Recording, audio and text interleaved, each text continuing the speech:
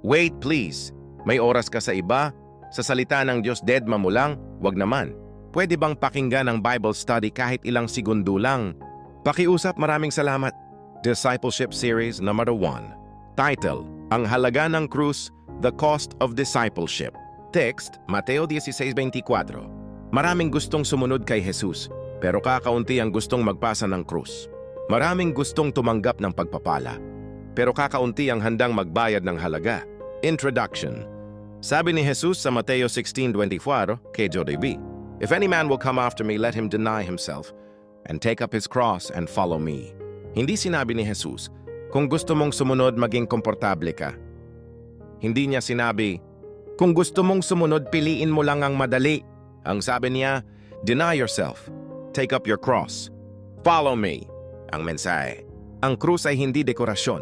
Hindi ito simpleng simbolo sa kwintaso sa pader. Noong panahon ni Jesus, ang krus ay simbolo ng pagdurusa, kahihiyan at kamatayan. Kaya kapag sinabi ni Jesus na, pasanin mo ang iyong krus, ang ibig sabihin niya ay, handa ka bang talikuran ng kasalanan, tanggihan ang sarili mong kagustuhan, at sundin siya kahit may kapalit na hirap? Ang problema sa ngayon, maraming Kristiyano ngayon na half-hearted. Christian sa linggo, pero iba ang buhay sa Lunes. Christian sa simbahan, pero nasa inuman at sugalan sa ibang araw. Pero ang tunay na alagad ni Kristo ay hindi lang tagapakinig.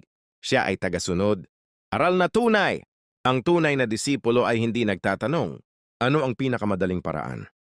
Ang tunay na disipulo ay nagtatanong, Lord, saan mo gustong dalhin ang krus ko? I will go, thy will be done. In closing, conclusion. Kung gusto mong sundin si Jesus, hindi lang puso ang ibibigay mo, buong buhay mo, dahil ang kaligtasan ay libre, Efeso 2:8.